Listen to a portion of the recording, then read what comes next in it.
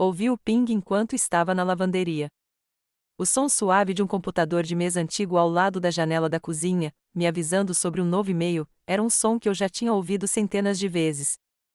Quase o ignorei. Estava pensando no jantar enquanto pegava o alvejante depois de dobrar o velho moletom da faculdade de Clara. Sopa ou chili?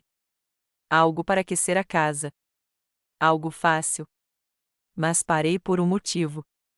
Talvez fosse silêncio. Talvez fosse aquele aperto estranho e automático no peito que eu não sentia há anos. Prevendo um aviso de banco ou spam, limpei as mãos em uma toalha e fui até a cozinha. Um e-mail novo estava lá. Apenas um nome que eu não via há 15 anos, sem assunto ou conteúdo de pré-visualização. Em 2010, enterrei meu falecido marido, Declan Marlowe. 2 vezes, pisquei. Meu coração começou a bater forte, como se estivesse tentando sair do meu peito. Apertei a mão e cliquei para abri-la. Abra o freezer era tudo o que estava escrito. Era só isso. 4 palavras que me fizeram perder o chão, sem pontuação, sem explicação, sem assinatura. Perdi momentaneamente a capacidade de respirar. Enquanto olhava para a tela, esperei que algo mais aparecesse, um assunto, uma continuação, uma falha, mas permaneceu lá, estático, definitivo, como se tivesse a intenção de me atingir como um martelo. Abra o congelador. Declan havia morrido em uma explosão em um canteiro de obras. Pelo menos foi o que o xerife me disse. Enterrei um caixão sem corpo. Realizei uma cerimônia em sua memória. O cheque do seguro chegou. Chorei. Desabei. Fiz um novo. Tudo sob a impressão de que ele não estava mais lá. Perdido. Sem me enviar e-mails de uma conta de contato que eu havia removido. Sem me sussurrar instruções misteriosas do outro lado do túmulo. Afastei-me cautelosamente do computador, como se ele fosse explodir. Meus joelhos estavam fracos. Minhas mãos tremiam. Enquanto as lembranças voltavam, agarrei-me à bancada e me levantei. Lembrei-me daquele dia, do incêndio e de como o melhor amigo dele não conseguiu me olhar nos olhos quando me deu a aliança de casamento do Declan em um saco plástico Ziploc queimado. Meu marido não estava morto? Não consegui dizer quanto tempo fiquei olhando para lá. O tempo pareceu voar. A iluminação parecia muito forte. O zumbido da geladeira parecia mais alto do que deveria. Abra o freezer era a frase que não parava de se repetir na minha mente como uma piada de mau gosto. Foi então que percebi algo ainda mais perturbador. Aquele freezer. Era o mesmo da nossa antiga casa, o que Declan e eu guardávamos na garagem, cheio de sobras e carne congelada. Quando me mudei para este lugar alugado, há alguns anos atrás, não tinha dinheiro para comprar eletrodomésticos novos, então o trouxe comigo. Era velho, arranhado, desajeitado. Eu quase não o usava mais, exceto para guardar alguns sacos de gelo e uma caçarola de frango esquecida que nunca terminei. Mas, de repente, não parecia mais um lugar para armazenar comida. Parecia outra coisa, algo sagrado ou amaldiçoado. Caminhei pelo corredor dos fundos como se estivesse me movendo debaixo d'água. Meus passos ecoaram mais alto do que o normal. Empurrei a porta da garagem. Ela rangeu e eu pulei. O freezer estava no canto, zumbindo baixinho, despretensioso, esperando. Fiquei em pé diante dele, respirando em pequenos arquejos, e coloquei a mão na tampa. Estava mais frio do que o normal. Talvez fosse só eu. Talvez fosse medo. Talvez fosse o fantasma de um homem que eu pensava ter enterrado, me dizendo que ele ainda não tinha terminado comigo. E naquele momento, com a mão congelada na tampa, os pulmões apertados e o coração disparado, eu tinha certeza de uma coisa: o que quer que estivesse dentro daquele freezer estava prestes a mudar tudo o que eu pensava saber. Antes de começarmos, conte-nos nos comentários de onde você está assistindo. Não se esqueça de curtir, compartilhar e se inscrever para mais histórias impactantes.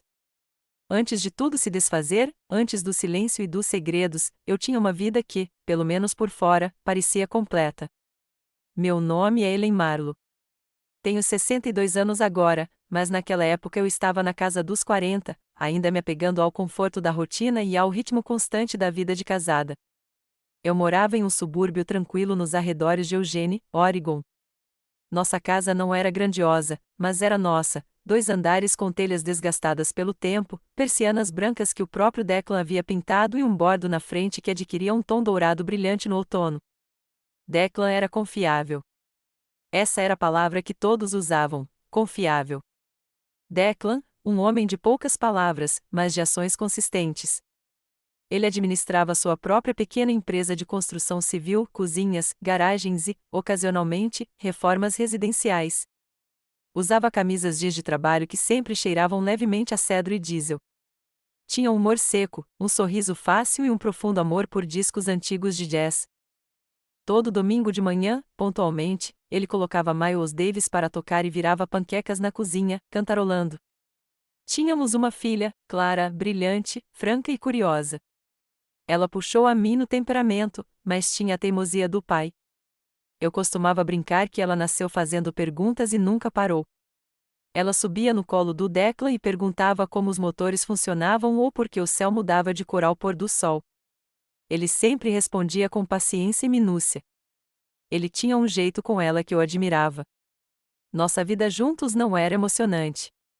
Não era o tipo de história que vira manchete ou romance, mas era confortável. E por muito tempo, achei que isso bastava. Eu passava as manhãs preparando o lanche da Clara, dobrando roupa para lavar, administrando nosso orçamento, verificando listas de compras. Trabalhei como voluntária na escola dela, organizei a venda de bolos da igreja e fiz caçarolas para as novas mamães da vizinhança.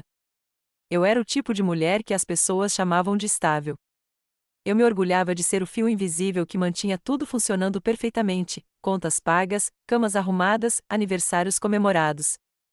À noite, Declan e eu sentávamos em nossas poltronas reclináveis, lado a lado, mas raramente nos tocávamos.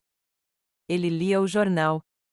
Eu tricotava ou fazia palavras cruzadas. De vez em quando, ele se inclinava e contava uma piada ou uma notícia estranha. Não éramos românticos, não como o amor jovem, mas compartilhávamos uma companhia tranquila. Eu achava que isso significava segurança. Achava que significava que ele era meu. Havia pequenas coisas, claro, coisas que eu ignorava, como Declan às vezes se perder em pensamentos e se afastar quando eu tocava em seu ombro, ou como ele nunca mais queria tirar férias. Muito caro, ele dizia, mesmo tendo dinheiro, ou o jeito como ele começou a voltar mais tarde de trabalhos que costumavam terminar às 5. Não fiz perguntas, não porque não tivesse percebido, mas porque havia construído um mundo que não queria destruir. Lembro-me de uma tarde em particular. Era início de primavera. Clara ainda estava no ensino médio, no andar de cima, trabalhando em um trabalho. Eu estava fazendo bolo de carne, e Declan estava lá fora lixando um pedaço de carvalho para o corrimão da varanda de um vizinho. Observei-o da janela, as mangas arregaçadas, o cabelo despenteado pelo vento. Ele parecia sólido, pé no chão, como o tipo de homem que nunca iria embora. Ele olhou para cima, me viu olhando fixamente e sorriu. Aquele sorriso, eu me agarrei a ele por anos. Era o sorriso que eu lembrava quando discursava em seu memorial, o sorriso que eu tentava recriar em minha mente quando chorava até dormir em nossa cama vazia, o sorriso que me fazia acreditar que eu tinha sido amada de verdade, profundamente. Porque, naquela época, eu não apenas amava o Declan. Eu confiava nele completamente. Construí minha identidade em torno de ser sua esposa. Eu me orgulhava de compreendê-lo bem, seus pratos favoritos, como ele gostava do café, que músicas tocar quando estava de mau humor. Eu achava que éramos parceiros no sentido mais verdadeiro.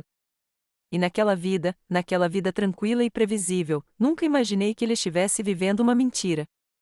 Nunca imaginei que por trás daquelas manhãs tranquilas de domingo, por trás das fotos do casamento, das prestações da hipoteca, dos invernos empilhados de lenha, houvesse outra história se desenrolando a pouca distância da vista, uma história que só me encontraria 15 anos depois. Olhando para trás agora, sei o momento em que deveria ter questionado tudo. Era uma terça-feira no final de setembro, um daqueles dias frescos do Oregon, onde o ar tem um leve cheiro de fumaça de madeira e folhas úmidas.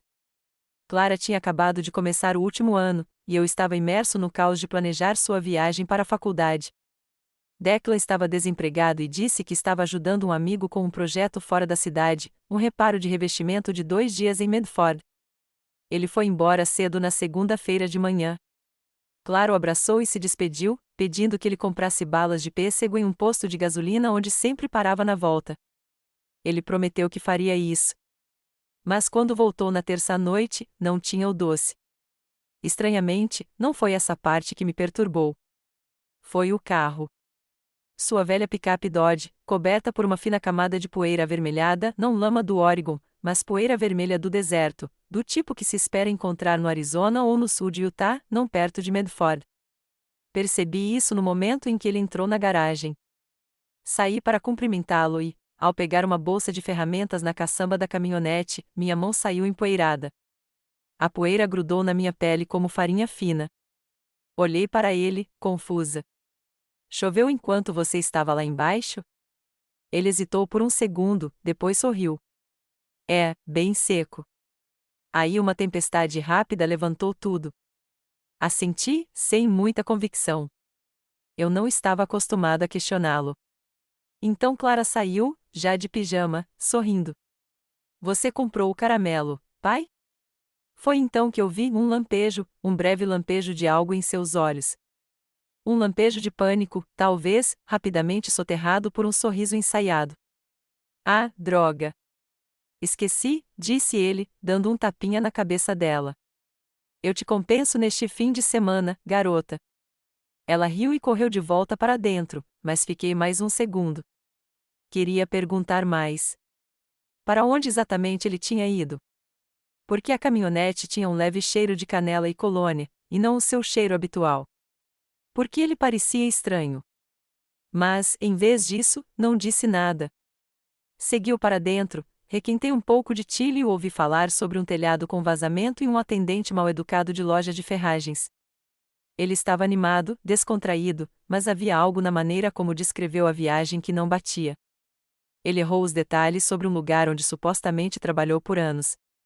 Quando perguntei sobre o cliente, ele murmurou um nome que eu nunca tinha ouvido. Na manhã seguinte, enquanto dobrava suas roupas, encontrei um recibo no bolso de trás da calça jeans dele, um canhoto amassado de um restaurante 2 estados adiante, Flagstaff, Arizona, 2 cafés da manhã, um café grande e uma porção extra de torrada. Não conhecíamos ninguém em Flagstaff. Fiquei olhando para o papel por um longo tempo, com o coração disparado. Não era só o local. Era parte dos 2 cafés da manhã que me dava uma reviravolta no estômago. Guardei aquele recibo no bolso do avental o dia todo, passando os dedos pela borda desgastada como se ele pudesse falar comigo. Mas quando Declan chegou em casa para jantar, não consegui dizer nada. Em vez disso, queimei-o na lareira naquela noite. Esse foi meu primeiro sinal de alerta, meu primeiro momento de dúvida real, e eu o enterrei não porque não me importasse, mas porque a verdade, fosse ela qual fosse, parecia perigosa demais para ser perseguida. Eu tinha uma filha prestes a entrar na faculdade, uma casa pela qual ainda devíamos dinheiro, um marido de quem eu não sabia como desconfiar. Tínhamos rotinas, história, uma família, e eu tinha medo de que puxar um fio solto pudesse desfazer tudo o que havíamos construído. Então, me convenci de que era um acaso, um desvio de trabalho, um desvio inofensivo com má comunicação, talvez até um erro no local do recibo. Repeti essas coisas tantas vezes para mim mesma que comecei a acreditar. Mas algo dentro de mim mudou naquela semana. Uma semente de dúvida havia sido plantada. E mesmo que eu a sufocasse com caçarolas, tarefas e conversas informais e educadas, ela continuou crescendo silenciosamente, de forma constante, por baixo de tudo. E, eventualmente, ela romperia tudo o que eu achava sólido. O problema de ser emocionalmente apagado é que isso não acontece de uma hora para outra. Não é como uma tempestade que desaba na sua casa. É mais como um vazamento lento no teto, silencioso, constante, invisível, até que um dia o teto inteiro desaba. Depois daquela viagem, aquela em que Declan voltou coberto de poeira e distante, comecei a notar o silêncio entre nós, não o tipo confortável que costumávamos compartilhar. Isso era diferente, vazio, frio, proposital. Ele parou de me chamar pelo nome. Eu me tornei um oiã ou você consegue, sem mais a ele quando ele me entregava o sal, sem mais provocações carinhosas quando eu tentava cantar junto com o rádio. Era sutil, mas doía. No começo, eu dizia a mim mesma que estávamos apenas cansadas. A vida estava cheia. Clara estava se candidatando a faculdades, as contas se acumulando e nós estávamos ficando mais velhas. Mas essas desculpas não explicavam com que frequência ele me olhava através dos olhos, como se eu fosse uma cadeira, um corredor ou o suporte da TV. Ele começou a passar mais tempo na garagem, disse que estava trabalhando em um projeto paralelo, uma estante antiga para alguém da igreja. Mas quando me ofereci para ajudar a lixar ou pintar, como costumávamos fazer, ele me dispensou. Não precisa, disse ele. Tem muita poeira aí dentro, de qualquer forma. Então, parei de perguntar. Paramos de comer juntos regularmente. Ele comia em frente à TV ou dizia que já tinha jantado fora. Eu preparava algo de qualquer jeito, só por precaução, e sentava em frente a uma cadeira vazia. Eu ainda deixava o prato dele no micro-ondas, coberto com papel toalha, até esfriar e secar. As únicas conversas que tínhamos eram sobre compras, concertos ou a que horas Clara precisava ser buscada, nunca sobre sentimentos, nunca sobre nós. Dividíamos o mesmo teto, mas não compartilhávamos mais a mesma vida. Os momentos de aconchego, os pequenos toques e olhares familiares que costumavam nos unir, simplesmente desapareceram. Lembro-me de uma noite em particular. Chovia forte e a energia elétrica falhou. Clara já tinha saído de casa, na faculdade, e eu me apressei em acender velas. Acendi alguns na sala e encontrei Declan na poltrona, olhando para a tela escura da TV. Sentei-me em frente a ele e disse, tentando parecer despreocupada: lembra quando as luzes se apagavam e fazíamos sombras na parede? Ele não sorriu. Nem se virou para mim. Murmurou.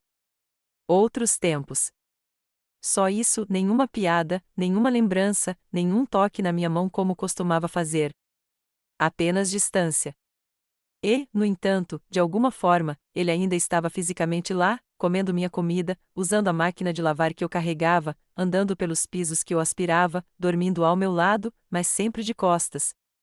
Ele havia se tornado um fantasma em sua própria vida. E eu, a mulher que havia construído essa vida com ele, também estava desaparecendo silenciosamente. Existe um tipo único de luto que surge quando alguém te abandona lentamente, mesmo estando no mesmo ambiente. Você começa a questionar seu valor em pequenas coisas. Parei de usar batom. Parei de pôr a mesa para dois. Parei de ler à noite porque o farfalhar das páginas o incomodava. Cheguei a tirar o som dos discos de jazz aos domingos, dizendo a mim mesma que talvez ele estivesse mais presente sem o barulho. Ele não estava. Eu dizia a mim mesma que estava sendo dramática, que os casamentos passam por fases, que, assim que Clara saísse de casa, viajaríamos ou começaríamos um hobby juntas. Mas, no fundo, eu sabia que algo havia mudado. Eu não estava apenas sendo negligenciada. Eu estava sendo apagada gentilmente, silenciosamente, intencionalmente. E a pior parte? Eu deixei acontecer. Porque eu não queria admitir que o homem que eu amava, o homem em quem eu confiava para construir uma vida comigo, estava lentamente se tornando um estranho. Porque a alternativa, encarar o que isso significava, era aterrorizante demais, pelo menos naquela época. Aconteceu numa sexta-feira à noite. Clara estava em casa, depois das férias de outono, e eu estava tentando fazer tudo parecer como antes, como era antes do silêncio, antes de o espaço entre Declan e eu virar um cânion. Preparei o jantar favorito dela, frango assado com alecrim, purê de batatas com manteiga extra, vagem do jeito que ela gostava, salteada, não cozida. Até arrumei a mesa com os pratos bons, aqueles que ganhamos de casamento, mas raramente usamos. Acendi velas e coloquei uma música suave. Queria que a casa voltasse a ficar aconchegante, viva, como um lar. Clara estava alegre, tagarela, nos contando sobre sua colega de quarto, seu professor favorito, seu novo emprego de meio período na biblioteca do campus. Ela parecia radiante. Seus olhos brilhavam quando ela ria.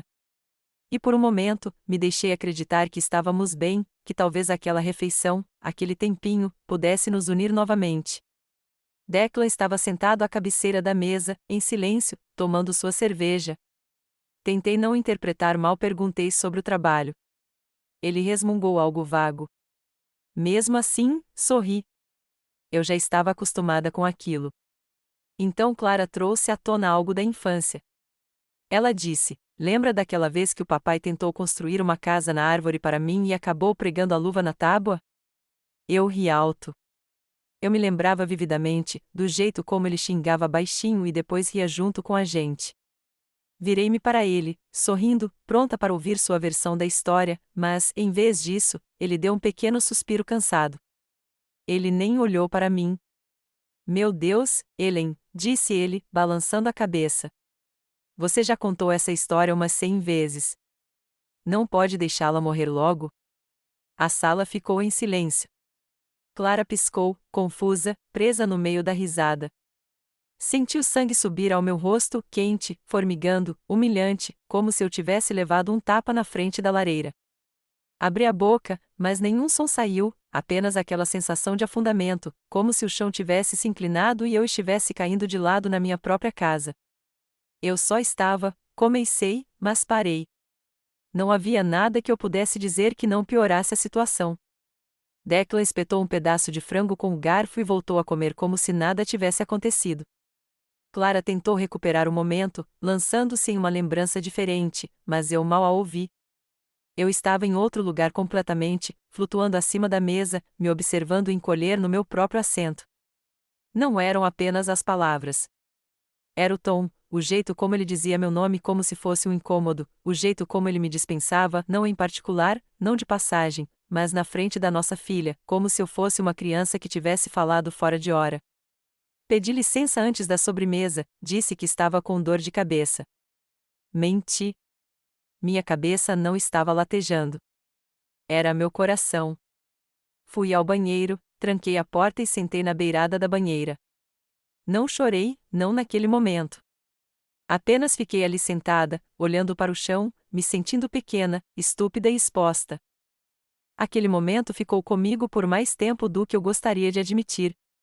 Porque quando a pessoa que um dia te abraçou, aquela que conhecia seu riso, seus medos e o jeito como você toma seu chá, decide te agredir na frente do seu próprio filho, isso não só machuca, como humilha. Faz você questionar se os bons anos realmente existiram. Mais tarde naquela noite, quando Clara me abraçou para se despedir antes de voltar para a casa da amiga, ela me abraçou um pouco mais do que o normal. Te amo, mãe, sussurrou. Sorri e respondi, mas vi o olhar dela. Ela tinha notado. Não disse nada, mas sabia que algo não estava certo. E isso piorou a humilhação, porque agora minha filha, minha menina brilhante e linda, tinha visto sua mãe diminuída, não apenas em particular, mas a luz acolhedora de um jantar que pretendia nos unir novamente. Fiquei acordada até tarde naquela noite, lavando pratos que já estavam limpos, só para ter algo para fazer, algo para manter minhas mãos ocupadas. E prometi a mim mesma algo naquele momento. Eu ainda não sabia o que. Eu só sabia de uma coisa: eu nunca mais deixaria que ele me fizesse sentir tão pequena. A parte mais difícil não foi ir embora. Foi perceber que eu já tinha ido embora, pedaço por pedaço, muito antes de fazer uma única mala. Depois que Clara voltou para a escola, a casa ficou impossivelmente silenciosa. Declan e eu nos movíamos um ao redor do outro como fantasmas, sem discussões, sem portas batendo, apenas a ausência de tudo o que costumávamos ser. Era um silêncio que pesava mais do que qualquer discussão aos berros. Mal nos falávamos. Ele parou de vir para a cama no horário normal. Eu ouvia a porta da garagem render ao abrir à meia-noite, ouvia-o se arrastando por ali como se estivesse construindo ou escondendo alguma coisa. Eu não sabia mais. Ele não dizia nada. Parei de perguntar. Certa tarde, decidi me esforçar. Contei a ele que estava pensando em repintar a cozinha, um novo começo, talvez, um projeto que poderíamos fazer juntos, como costumávamos fazer. Ele mal levantou os olhos do café. Faça o que quiser, disse secamente, depois se levantou e saiu pela porta da frente. Foi naquele momento que eu soube mesmo. Não havia mais nada entre nós além de contas compartilhadas. Mas mesmo assim, eu não fui embora imediatamente. Essa é a parte que as pessoas nunca entendem. Quando você está com alguém há mais de 2 décadas, não é só o seu coração que está ligado a essa pessoa. É o seu crédito, sua agenda, suas canecas de café. Sua vida se torna tão entrelaçada com a dela que desembaraçá-la é como se puxar para fora de um cimento fresco. Mesmo assim, as rachaduras se alargaram. Certa noite, ouvi-o ao telefone na garagem. Não pretendia bisbilhotar, mas a porta estava entreaberta e sua voz, normalmente tão cautelosa, estava mais alta. Ouvi-o dizer: ela não desconfia de nada. Não se preocupe, está quase pronto. Aquela frase me assombrava. Fiquei ali, descalça, no corredor, agarrando um pano de prato como se ele pudesse me manter em pé. Não o confrontei. Qual era o sentido? Ele negaria. Ele distorceria a situação. Ele me faria sentir como se eu fosse louca. E, honestamente, parte de mim já sentia. Na manhã seguinte, tomei uma decisão, não uma decisão dramática, não do tipo que envolve gritos, ultimatos ou malas prontas na porta. Em vez disso, fui até o armário de roupas de cama e peguei uma mochila velha. Comecei a dobrar as coisas lentamente, meias, roupas íntimas, algumas blusas, meu suéter cinza surrado. Me movi metodicamente, como alguém que atravessa um sonho. Guardei o medalhão da minha avó, uma cópia da foto de Clara quando criança e meu passaporte. Então esperei, observei. Eu precisava de uma janela, não para escapar, mas para uma saída silenciosa, uma linha nítida traçada na poeira. Uma semana depois, Declan anunciou que faria outra viagem de trabalho. Ele não perguntou se eu precisava de alguma coisa enquanto ele estivesse fora. Nem se despediu. Observei-o se afastando pela janela, com a caminhonete levantando o cascalho como sempre. Então me virei, fui até minha bolsa e a peguei. Não deixei um bilhete. O que havia para dizer? Que eu tinha ficado tempo demais. Que eu tinha me encolhido para caber em uma versão de casamento que ele abandonou há muito tempo. Que eu um dia acreditei que estava construindo uma vida com alguém, só para perceber que estava consertando um navio naufragado sozinha? Simplesmente fui embora. Eu não chorei, não naquele momento. Eu não tinha energia para isso. Minha tristeza havia secado e se transformado em algo mais duro, algo como determinação. Fui morar com uma viúva da igreja, a senhora Davenport, que tinha um quarto extra e um coração aberto. Ela não fez muitas perguntas, apenas me preparou um chá e me deu espaço. Arranjei um emprego de meio período numa floricultura local, pagava o aluguel em dinheiro e disse a Clara que precisava de um tempo para me descobrir. Ela não me pressionou. Ela sempre foi intuitiva assim. Mandava mensagens longas cheias de emojis e pequenas mensagens de incentivo do tipo: "Você está bem, mãe? Estou orgulhosa de você." E por um tempo, fingi que já era o suficiente, que eu tinha recuperado minha vida. Mas mesmo assim, mesmo cercada pelo aroma de lírios frescos e scones quentinhos, uma parte de mim permanecia confusa, porque, por mais distante que eu me colocasse daquela casa, ainda havia uma pergunta da qual eu não conseguia escapar: o que ele quis dizer naquele telefonema? Essa pergunta me acompanhava silenciosamente, no fundo de cada momento, observando, esperando, porque, no fundo, eu sentia que algo não estava terminado, algo estava por vir. A tristeza tem um jeito de se disfarçar. Às vezes, parece silêncio. Às vezes, parece fingir alegria quando sua filha liga. E às vezes, se você não tomar cuidado, começa a parecer normal. Depois que deixei Declan, as primeiras semanas foram estranhamente silenciosas. Achei que me sentiria livre, como se tivesse escapado de um prédio em chamas. Mas, em vez disso, me senti leve, e não no bom sentido. Era como se eu não tivesse gravidade, nenhum lugar para me ancorar. Eu estava flutuando entre quem eu costumava ser, uma esposa, uma mãe, em um teatro lotado, e alguém que eu ainda não tinha descoberto. O quarto da senhora Davenport era pequeno e arrumado, cheio de estatuetas de porcelana e sachês de lavanda. Ela era gentil, tão gentil. Mas muitas vezes eu me pegava sussurrando em vez de falar, como se não quisesse ocupar muito espaço. Eu era uma convidada na vida de outra pessoa. Até meus próprios passos pareciam altos demais. Meu trabalho na floricultura ajudou no começo, arranjando flores, aparando caules, escrevendo bilhetinhos em cartões: "Parabéns, desculpe, melhoras." Isso me deu algo para fazer com as mãos, algo que cheirava a vida. Mas eu estava ficando sem dinheiro rapidamente. Declan e eu tínhamos contas conjuntas, mas quando saí, levei apenas o que era justo: $300 em dinheiro e um talão de cheques. Quando tentei acessar nossas economias compartilhadas algumas semanas depois, a conta estava vazia, zerada. Não havia um único centavo sobrando. Foi então que percebi que ele estava se preparando não apenas emocionalmente, mas também financeiramente. Muito antes de eu ir embora, ele já tinha começado a me excluir discretamente, como se eu nunca devesse sair ou sobreviver se fizesse isso.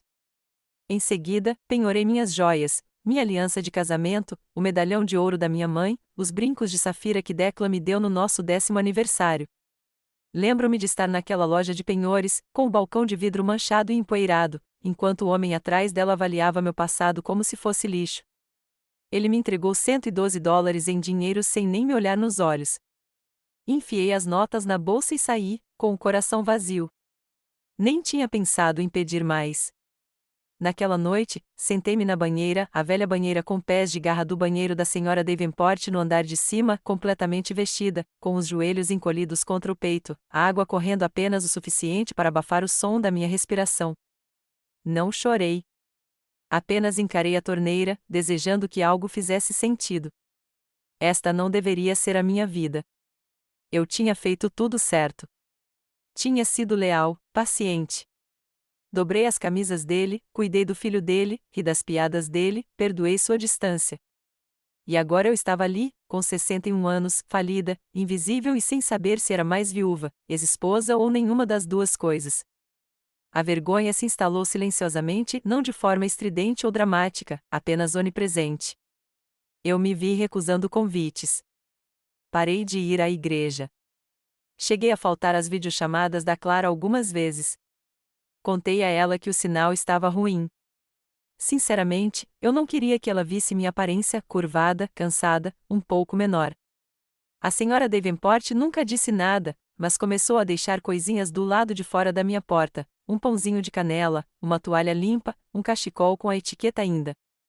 Cada uma delas me fez chorar mais do que eu esperava, porque até mesmo pequenas gentilezas se tornam insuportáveis quando você não acredita mais que as merece. Meu ponto mais baixo aconteceu em uma fria manhã de novembro. O aquecimento tinha acabado. Eu estava sozinha em casa. Vesti 2 suéteres, 3 pares de meias e sentei-me na beira da cama, segurando uma xícara de chá morno. Olhei para a geada que se acumulava na janela e sussurrei em voz alta: é isso? Não com raiva, nem dramaticidade, apenas honestamente. É só isso que eu sou agora? Uma mulher esperando o aquecimento voltar, esperando por um sinal, esperando que alguém se lembre de que ela existiu? Eu não percebi na época, mas aquele momento, aquela manhã silenciosa, vazia e congelante, era o fundo do poço. Eu finalmente o havia alcançado. E dali, não havia mais para onde ir a não ser para cima. Tudo começou com um e-mail. Depois de meses apenas existindo, vivendo meus dias como uma sombra, dobrando flores na loja, dormindo pouco, falando ainda menos, recebi uma mensagem que me trouxe de volta a uma vida que eu pensava ter acabado. Eu estava sentado à mesa da cozinha na casa da senhora Davenport, tomando café instantâneo em uma caneca lascada. O aquecedor zumbia suavemente atrás de mim, e o céu lá fora era de um cinza ardósia. Lembro-me do som da torradeira estourando. Lembro-me de tudo sobre aquele momento, porque foi quando meu laptop, aquele velho e desajeitado que quase vendi, apitou. Um novo e-mail. O remetente me deixou sem fôlego, Declan Marlowe. Seu nome, claro como o dia. Não um endereço falso ou uma sequência de números de spam. Era o dele, o mesmo e-mail que ele usava para cartões eletrônicos de trabalho e férias e mensagens como a pegue ovos ou a não se esqueça do recital da Clara. O mesmo e-mail que eu parei de ver no dia em que o declararam morto, em 2010. Minhas mãos tremiam ao clicar. Não havia assunto, nem saudação, nem explicação, apenas 4 palavras: abra o freezer. A princípio, pensei que fosse uma brincadeira cruel, algum hacker brincando com a dor de uma viúva. Mas como alguém saberia o contexto?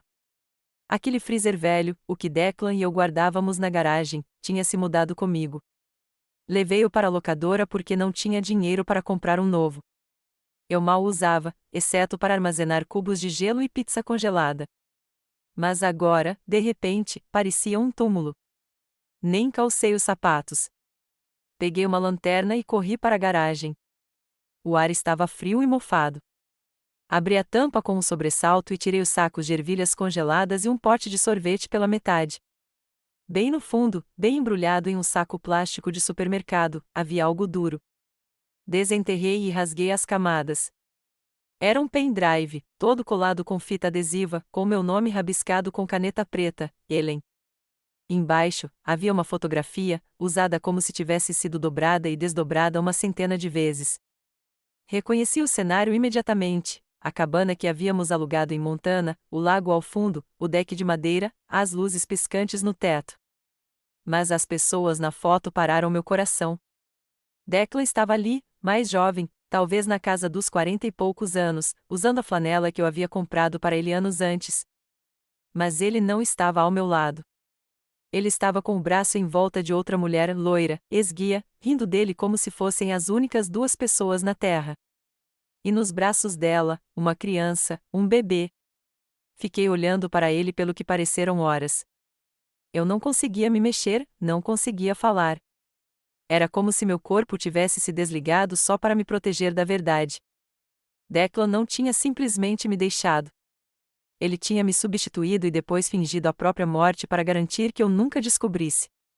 De alguma forma, consegui voltar para casa. De alguma forma, abri o pendrive. Demorou um pouco para inicializar. Meus dedos estavam dormentes. Meu coração não parava de bater. Havia 3 arquivos de vídeo. Cliquei no primeiro. Declan apareceu na tela, mais velho, enrugado, desgastado. Ele olhou para a câmera com algo entre culpa e resignação. Se você está assistindo a isso, disse-ele lentamente, então eu não consegui, ou o tempo acabou. De qualquer forma, eu te devo a verdade. Eu congelei. Ele continuou explicando tudo: a dívida, a segunda vida, a mulher no Arizona, os documentos falsos, o acidente encenado. Disse que fez isso para proteger a todos, embora nunca tenha explicado quem eram todos. Ele me chamava de Ellen, como se eu ainda fosse sua esposa, como se ele não tivesse me enterrado em silêncio e mentiras. Quando o vídeo terminou, fiquei ali sentado. O aquecedor desligou. O sol estava nascendo. O mundo continuou girando. Mas eu não era o mesmo. Naquela manhã, não chorei. Não gritei. Nem fiquei com raiva. Simplesmente fiquei sentado, quieto, em silêncio, e deixei a verdade me reorganizar. Porque a pior parte não era que ele tivesse me traído. Era que, por 15 anos, pensei estar de luto por um homem morto, quando, na verdade, ele estava livre. Algo mudou em mim naquela manhã, não de uma vez só. Não foi uma explosão de raiva ou uma promessa dramática de vingança. Foi mais silencioso do que isso, como uma brisa soprando em um quarto trancado após anos de ar viciado. Pela primeira vez no que pareceu uma eternidade, eu não estava apenas sobrevivendo. Eu estava enxergando. Eu vi os padrões, os anos que passei me encolhendo para o conforto de Declan, as refeições reaquecidas para um homem que não estava faminto por nada que oferecesse, o silêncio que preenchi com gentileza, esperando que ele percebesse, a humilhação que engoli, dizendo a mim mesma que era apenas um dia ruim, a lealdade que dei a um homem que saiu da minha vida muito antes de desaparecer do mundo. Ele não tinha morrido. Ele tinha escolhido desaparecer. Ele tinha organizado um funeral para minha dor e seguido em frente para uma vida que eu nunca deveria saber que existia. E, de repente, eu não estava mais triste. Eu estava acordada. Naquele dia, tomei banho, me vesti e penteei o cabelo lentamente, como se estivesse manuseando algo frágil. Olhei no espelho e, pela primeira vez, pensei não ver a mulher cansada e invisível que havia atravessado a última década na ponta dos pés. Vi alguém que havia sido quebrada, mas não destruída, alguém que ainda tinha fogo sob as cinzas. Fiz uma lista. Comecei com nomes: o investigador que cuidou do relatório original do acidente, o advogado que conheci uma vez por meio do fundo de bolsas de estudo da Clara, meu gerente de banco, o escritório de seguros. Eu ainda não sabia o que estava procurando, só que precisava entender cada mentira que Declan havia espalhado em torno da minha vida. Então, peguei uma pasta que não abri há anos, uma pasta vermelha empoeirada com documentos do nosso casamento, certidões de nascimento, certidão de casamento, escrituras de imóveis, formulários de imposto de renda antigos. Li tudo com atenção, como se pudessem conter um código secreto. Naquela noite, dormi melhor do que em anos, não porque as coisas estivessem resolvidas, não estavam, mas porque eu havia parado de fingir que era impotente. Comecei a notar coisas que eu havia ignorado antes: a maneira como as pessoas me olhavam de forma diferente quando eu entrava em uma sala com os ombros para trás em vez de curvados, a maneira como eu parava de me desculpar quando não tinha feito nada errado, a maneira como eu dizia não e falava sério, não porque eu estava com raiva, mas porque era permitido. Voltei à floricultura e pedi mais horas. Comecei a caminhar de manhã, mesmo com frio. Sorri para estranhos. Comprei um livro sobre direito sucessório e o li de ponta a ponta com um marca-texto.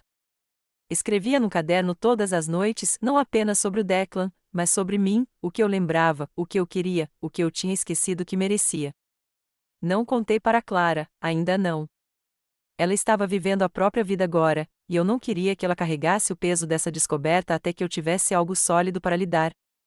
Ela já havia perdido uma versão do pai uma vez. Eu não podia aceitar o que restava de suas ilusões sem propósito. Mas liguei para ela com mais frequência. Perguntei sobre seu trabalho, seus amigos, sua vida. Não chorei ao telefone. Não pedi conforto. Apenas ouvi. E cada vez que ela ria, algo em mim se curava um pouco. Voltei a cantarolar enquanto trabalhava. Certa manhã, eu estava no balcão da floricultura, embrulhando um buquê de tulipas brancas para um senhor idoso. Ele me olhou com um sorriso curioso e disse: "Você parece alguém que acabou de se lembrar de quem é." E eu tinha mesmo. Eu não era apenas a mulher que Declan deixou para trás. Eu não era apenas o fantasma de uma esposa ou uma mãe sem propósito. Eu era Ellen Marlowe, e havia sobrevivido a ele. Agora eu estava pronta para descobrir quem eu poderia me tornar sem o peso das mentiras dele. Quando dezembro chegou, o mundo lá fora estava congelado. Tudo ainda estava quieto, mas, por baixo da superfície, as coisas estavam mudando, especialmente dentro de mim. Não fiz nenhum anúncio, nenhuma declaração ousada, nenhuma publicação inflamada nas redes sociais. Não liguei para Clara nem contei para a senhora Davenport. Não havia necessidade de gritar. O que eu estava planejando não era alto. Era cuidadoso, calculado. Passei anos sendo previsível, acessível, a mulher que chegava na hora, que sorria mesmo quando invisível, que se desculpava antes de pedir qualquer coisa. Mas agora eu estava me tornando outra pessoa, alguém mais quieta, mais esperta, mais perigosa. Comecei com a seguradora. O pagamento que recebi após a morte de Declan foi modesto, o suficiente para manter a casa, pagar algumas dívidas e sobreviver até encontrar trabalho. Mas foi construído sobre uma mentira que ele construiu. Isso o tornou uma fraude. E se eu tivesse provas de que ele estava vivo, não era mais um segredo meu. Era uma prova. Copiei o vídeo do pendrive e enviei anonimamente para o departamento de sinistros. Adicionei fotos digitalizadas dos novos documentos que encontrei, segunda certidão de casamento, nome diferente, estado diferente.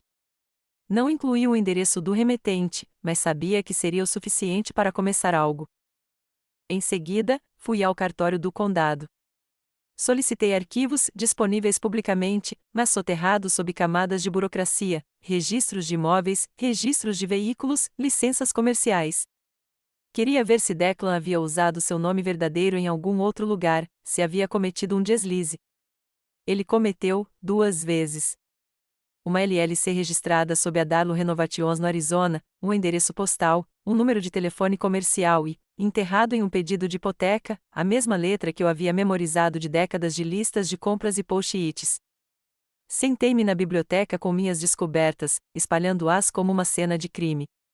Porque era isso que era, um crime cuidadosamente construído, não apenas contra o governo, mas contra mim, contra Clara, contra a versão de nós que ele abandonou. Mas não me enfureci. Não chorei. Fiz uma planilha.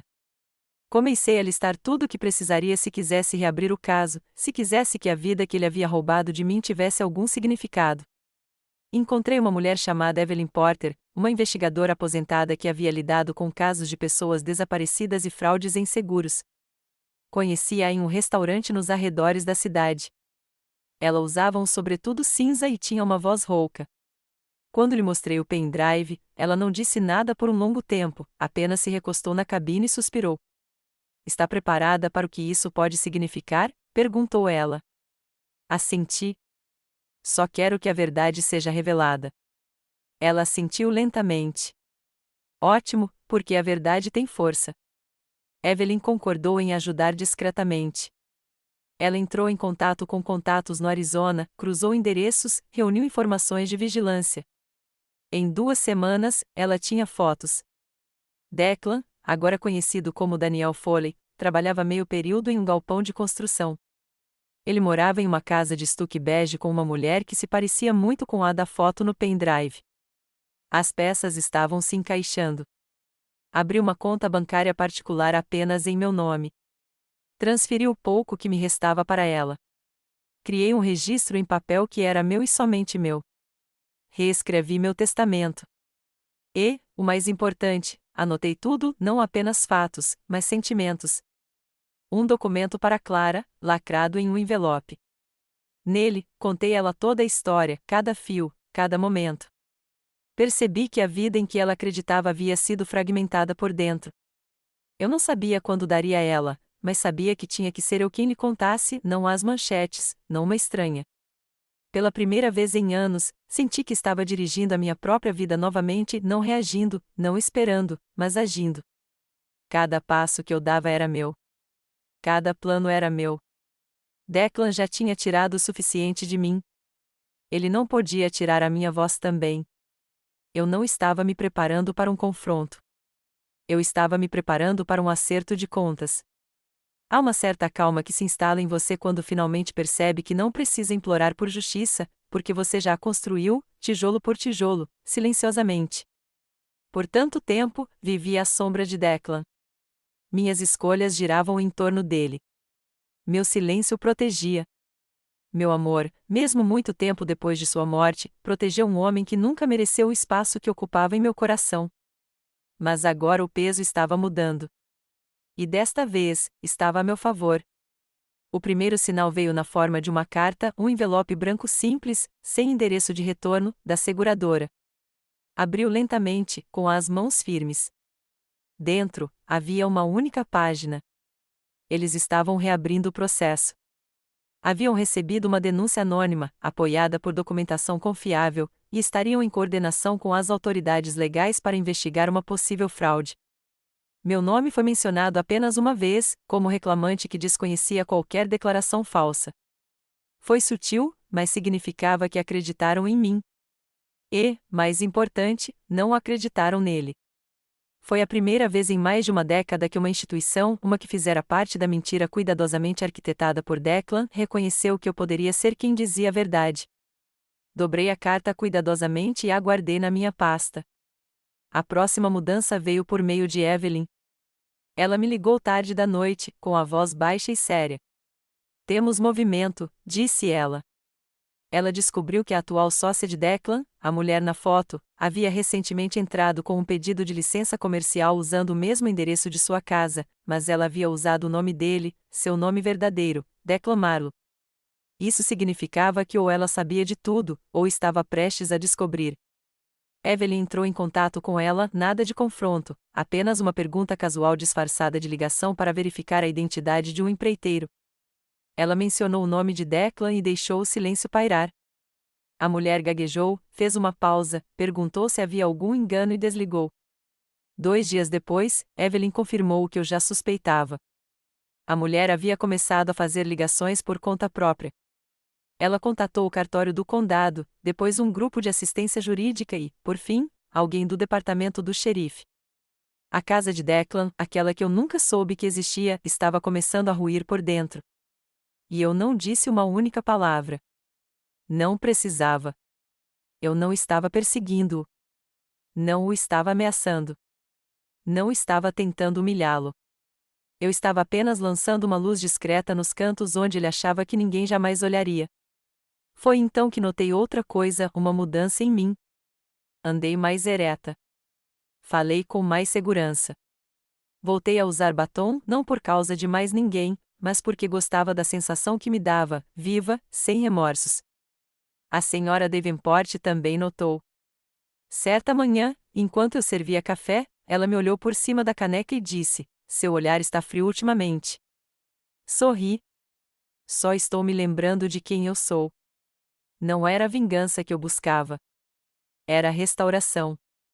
Ele tentará me apagar, primeiro através do silêncio, depois através do desaparecimento, depois através de mentiras. Mas eu não tinha ido embora. Eu estava ali, respirando, reconstruindo, me preparando.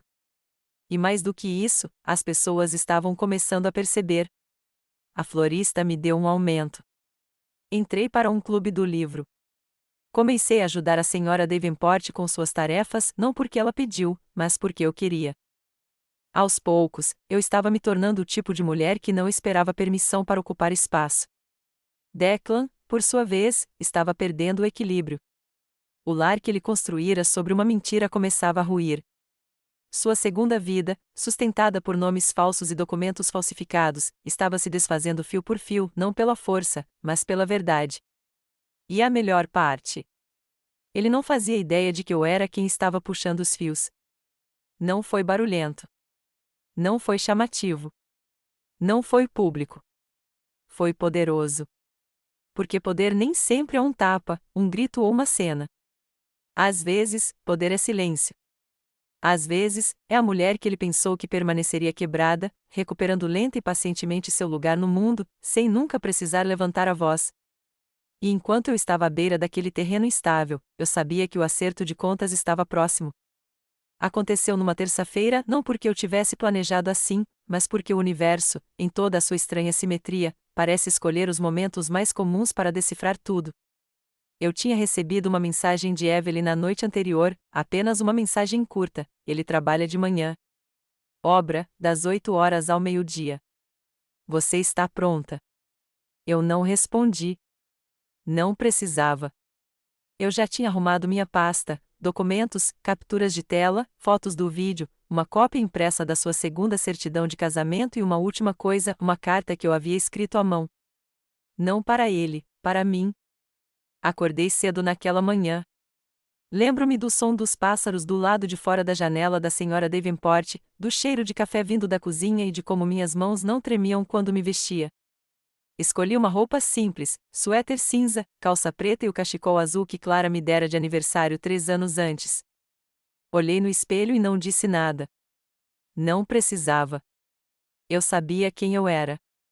Evelyn se ofereceu para vir, mas eu recusei. Essa parte eu tinha que fazer sozinha. O canteiro de obras ficava nos limites da cidade industrial, barulhento e cheio de poeira. Estacionei do outro lado da rua e esperei, com o motor desligado, observando a entrada. Homens de capacete entravam e saíam, carregando tábuas e caminhões. E então eu ouvi. Ele não tinha mudado muito. Mais velho, sim, o cabelo mais grisalho, a postura um pouco mais curvada, mas o andar era o mesmo, o jeito de segurar o café, o jeito de semicerrar os olhos para o sol. Reconheci tudo. Declan, ou Dan Foley, como ele agora se chamava. Ele saiu do armazém com uma prancheta, conversando com um homem mais jovem, completamente alheio. Saí do carro. Caminhei devagar, com cuidado, e quando estava a 3 metros de distância, disse seu nome, Declan. Ele congelou, virou-se, quando nossos olhares se encontraram, seu rosto ficou branco, como se alguém tivesse drenado seu sangue em um movimento rápido. Observei seus lábios se abrirem, sua respiração presa. Parecia que ele tinha visto um fantasma. E, de certa forma, tinha visto. Eu não gritei. Não chorei. Simplesmente estendi a pasta e disse: você deixou isso inacabado. Ele não se mexeu, não a pegou. Sua voz era fina, estrangulada. Helen, o quê? Como? Balancei a cabeça lentamente. Você não pode mais fazer perguntas. Ele olhou ao redor, talvez esperando que eu fizesse uma cena. Não fiz. Apenas lhe entreguei a pasta, pressionando-a contra seu peito, forçando-o a suportar o peso do que havia feito. Você não foi embora assim, eu disse baixinho. Você me enterrou, e eu lamentei sua morte por anos. Fui leal a um fantasma enquanto você começava uma nova vida, como se a antiga não importasse, como se eu não importasse. Ele abriu a pasta, folheando as páginas como um homem se afogando em papel. Eu não tive escolha, murmurou. Dei um passo para trás. Você tinha todas as escolhas. Você só escolheu a si mesma. Ele olhou para cima, com os olhos arregalados agora. Não foi nada pessoal. Quase ri. Esse é o problema, eu disse. Nunca foi algo pessoal para você, mas para mim, era tudo minha vida, minha dignidade, minha verdade. Ele tentou falar novamente, mas eu levantei a mão. Chega de mentiras, Declan. Eu sei sobre o Arizona. Eu sei sobre o segundo casamento. Eu sei que você não está legalmente morto e já enviei tudo para as pessoas certas. Isso não é vingança. Isso é consequência. Suas mãos tremiam enquanto ele segurava a pasta. Você vai perder tudo, sussurrou. Olhei para ele. Eu já perdi. Então me virei e fui embora, sem gritos, sem caos, sem viaturas ou algemas. Ainda não. Apenas uma mulher que finalmente havia dito a sua verdade, e um homem que tinha que viver à sua sombra. Ao me afastar, não olhei para trás. Não precisava ver o rosto dele novamente. Eu havia passado anos demais memorizando um homem que nunca existiu de verdade. Agora era a vez dele ser assombrado por mim. Não tive mais notícias de Declan depois daquele dia, nem uma ligação, nem uma carta, nem uma batida na minha porta. Mas o silêncio, pela primeira vez, não pareceu cruel. Parecia consequência. Mesmo assim, permaneci alerta. Guardei cópias de tudo que havia reunido, guardadas em um envelope à prova d'água no fundo da gaveta da minha cômoda. Checava minha caixa de correio 2 vezes por dia e, quando números desconhecidos ligavam, eu atendia. 2 semanas depois de confrontá-lo, recebi a ligação. Era de uma mulher chamada agente Nora Gilbert, da Divisão Estadual de Fraudes em Seguros. Sua voz era profissional, cortante, mas não indelicada. Ela me disse que haviam concluído uma investigação preliminar e encontrado evidências suficientes para encaminhar o caso. Declan estava sob investigação ativa por fraude em seguros, falsificação de registros de óbitos e manipulação de identidade em 2 estados. Ela disse que minha cooperação havia sido fundamental. Agradeci, mas minhas mãos tremiam. Mesmo sabendo a verdade, ter alguém dizendo isso em voz alta, alguém com um distintivo e um título governamental, era como sair para a luz do sol depois de anos de escuridão. Então, uma semana depois, recebi um envelope pardo grosso pelo correio. Dentro havia uma intimação. Declan estava sendo chamado ao tribunal. Eu não era obrigado a depor, mas poderia apresentar uma declaração. Disseram que poderia ajudar. Fiquei sentada à minha mesa por horas naquela noite, escrevendo, reescrevendo, apagando parágrafos inteiros.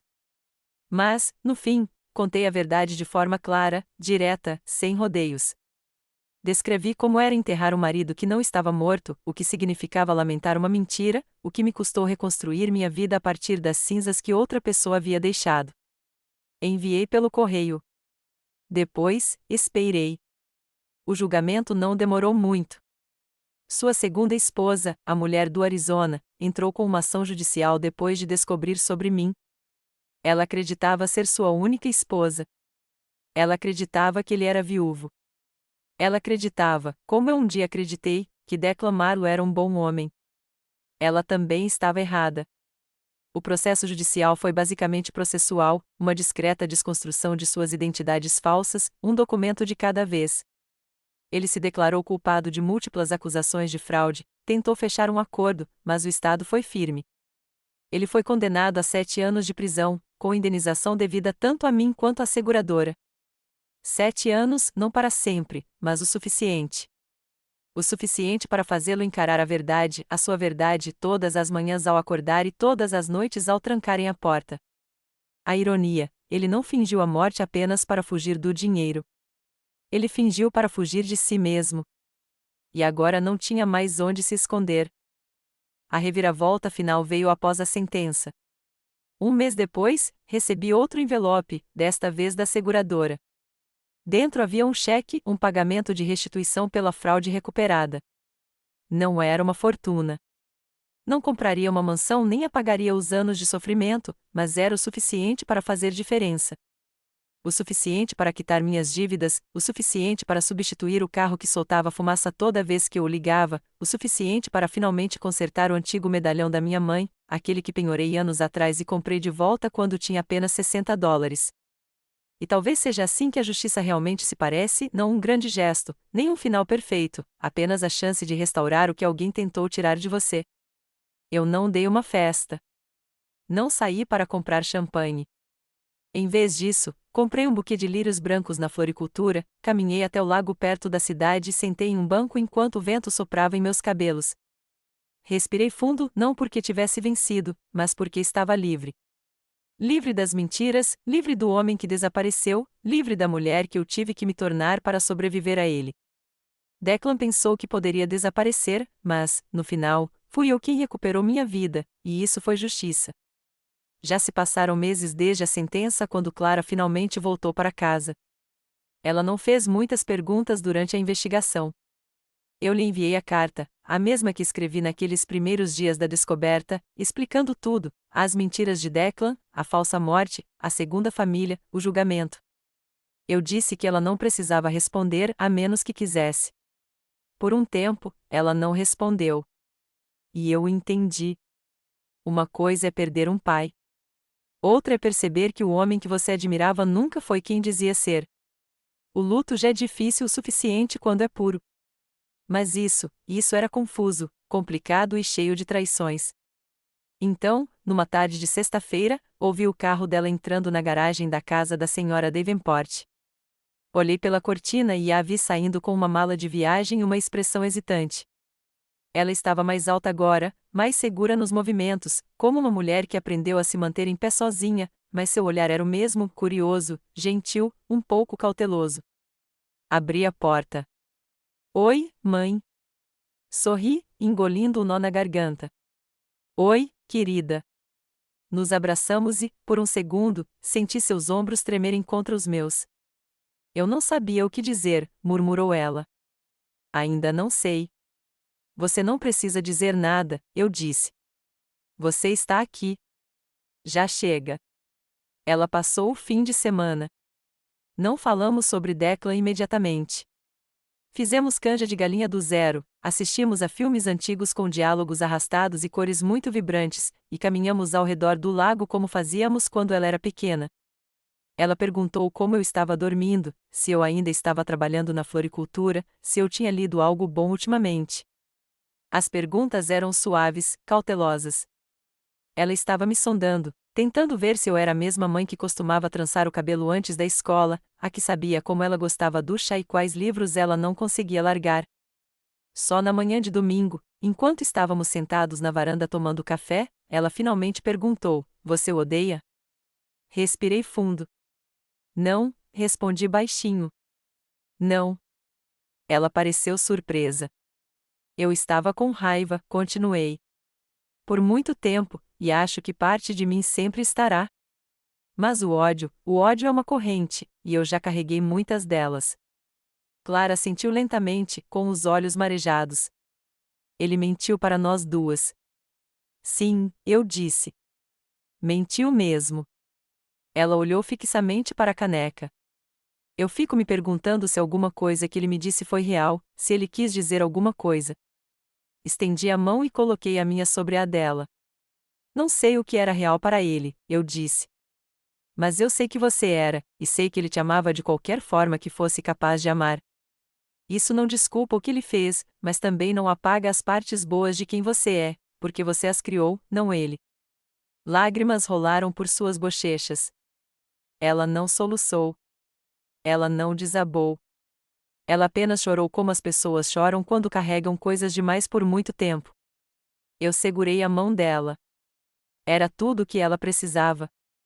Mais tarde naquele dia, antes de arrumar as malas para ir embora, ela colocou algo na mesa da cozinha. Era uma foto nossa, eu, Clara e Declan, tirada anos atrás no canteiro de abóboras. Clara estava sem os dois dentes da frente. Declan estava rindo, e eu, semicerrando os olhos para o sol, sorrindo para os dois. Não sei o que fazer com isso, disse ela suavemente. Mas eu não queria jogar fora. Peguei, estudei e coloquei de volta na gaveta.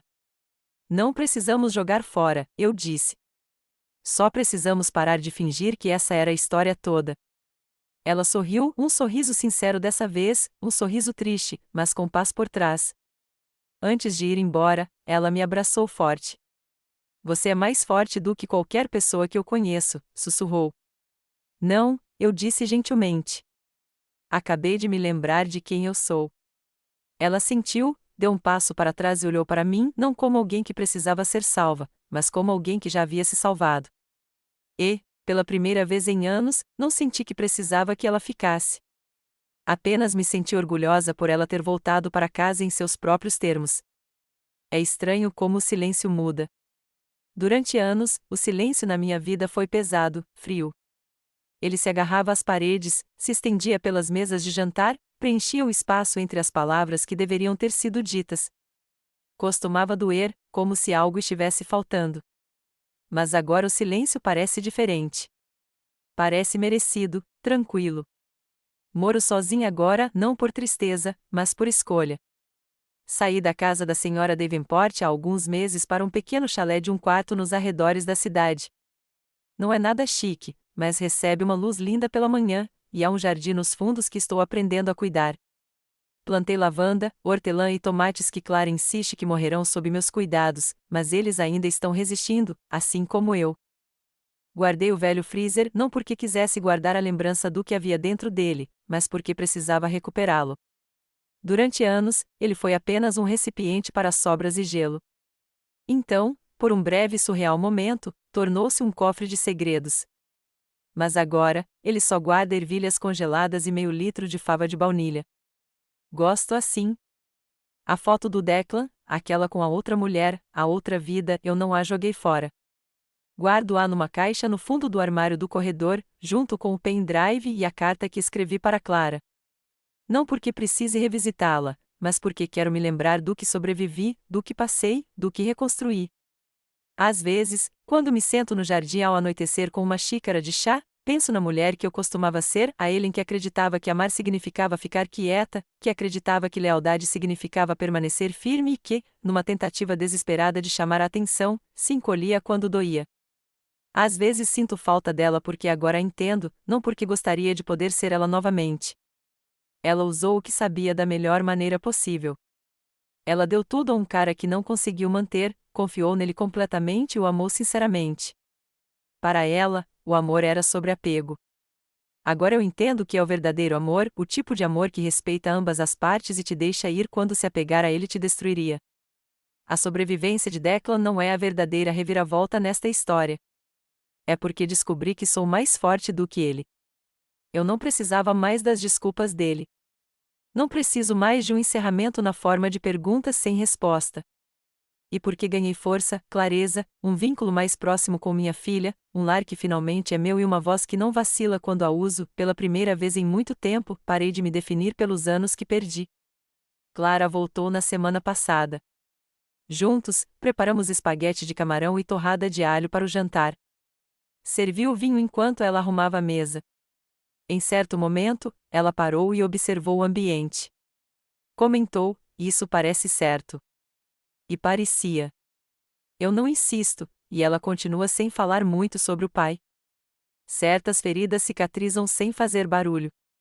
Como fotos antigas com cantos muito desgastados para serem colados, certos relacionamentos são melhores deixados no passado. Ela deixou uma carta embaixo da minha caneca de café, que eu descobri depois que ela foi embora. "Agradeço por você me mostrar como é a verdadeira sobrevivência", dizia. Quando li isso, chorei não de tristeza, mas de alívio. Porque me senti vista pela primeira vez em anos, não por Declan, não por estranhos, mas pela minha filha, por mim mesma e por alguém que importava. Agora, na janela da minha cozinha, há um sino dos ventos. Parece um tilintar suave nas tardes de vento, nada mais. No entanto, sempre sorrio quando o ouço, porque a música, assim como a verdade, viaja de forma diferente pelos espaços abertos. Não tenho certeza do que o futuro me reserva, pode envolver mais flores, jardinagem ou férias tranquilas. Um dia, posso colocar tudo por escrito. Mas estarei pronta para o que vier. Porque não sou mais a mulher que espera por um e-mail que mudará sua vida. Quando ninguém acreditava que ela conseguiria, sou a mulher que transformou a própria vida. E essa me parece a conclusão mais poderosa de todas.